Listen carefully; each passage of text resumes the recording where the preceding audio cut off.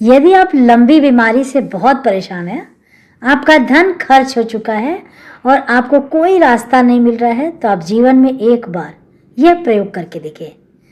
साथ ही आपको अपने बच्चों के जन्मदिन पर यह दान करना चाहिए।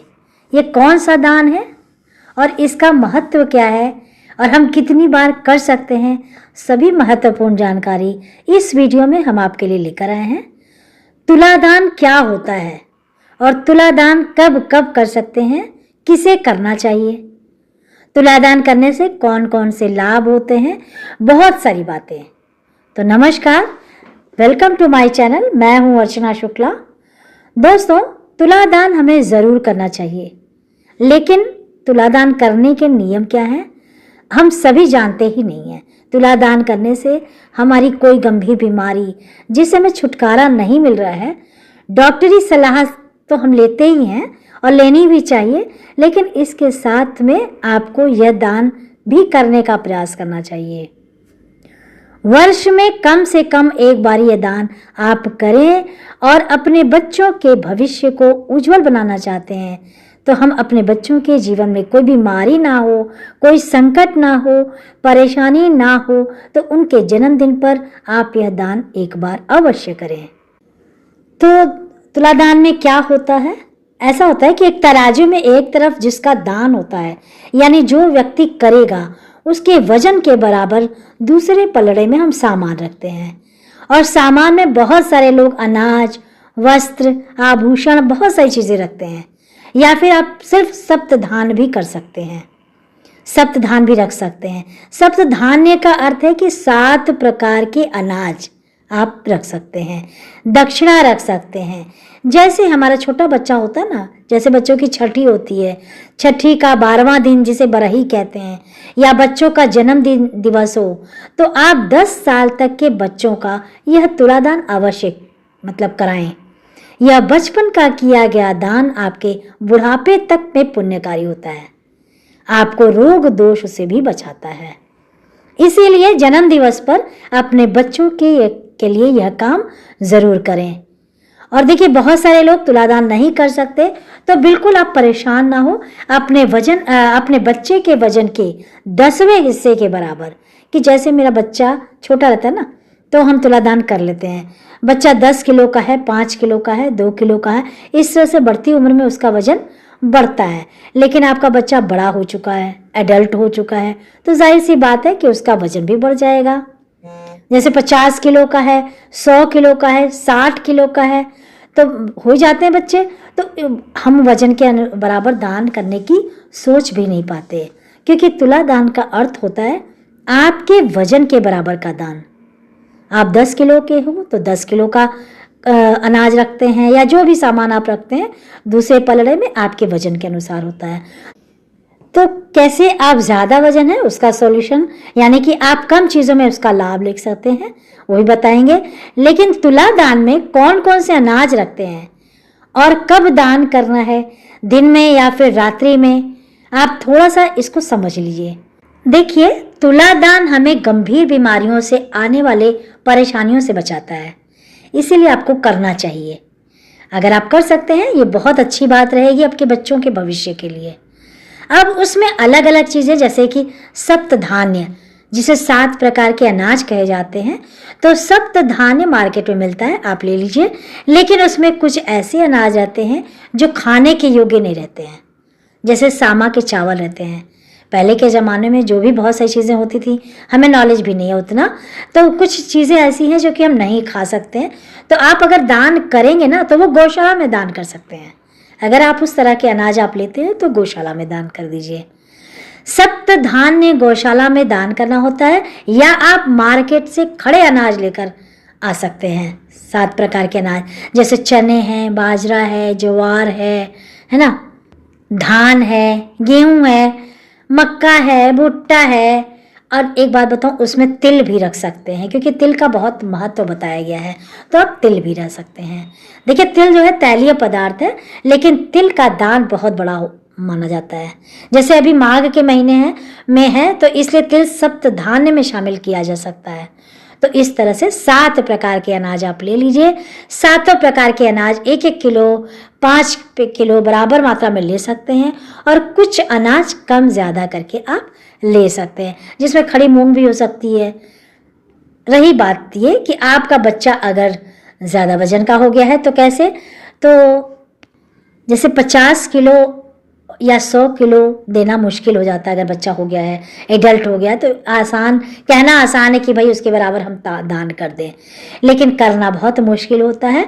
तो जब कभी हमारे ग्रह फेवर में होते नहीं हैं तो हमारा बजट भी नहीं होता है, तो सब कुछ चाहते हुए भी ऐसी स्थितियां या परिस्थितियां बन जाती हैं कि हम चाह के भी नहीं कर पाते, है ना। तो ज़रूर आप बताइएगा, कमेंट बॉक्स में ज़रूर बताइएगा कि ऐसा हम चाहते हैं लेकिन वो काम नहीं हो पाता, बहुत कुछ होता है हम नहीं कर पाते।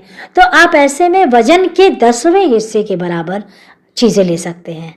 वजन का 10वां हिस्सा कैसे काउंट करेंगे आप, जैसे वजन का, जैसे मान लीजिए 50 किलो वजन है तो उसका 10वां हिस्सा, 50 किलो अगर वजन है तो उसका 10वां हिस्सा 5 किलो होगा।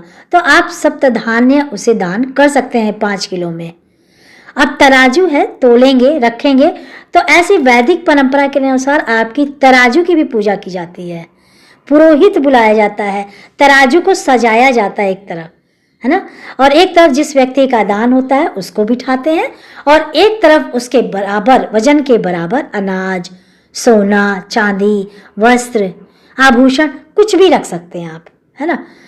और 7 प्रकार के अनाज आप कहीं भी जाकर अपने वजन करा लीजिए, उसका 10वां हिस्सा मान के, 50 किलो है तो 5, 60 किलो है तो 6, 70 किलो है तो 7, इस तरह से आप अपने माइंड में मेकअप कर लें और सप्तधान्य लेकर अपने पास लाएं और आप वजन करें बराबर बैठ के तराजू में, और फिर ब्राह्मण को दान दे दें। किसी भी मंदिर के पुजारी को या मंदिर में रख कर भी आ सकते हैं।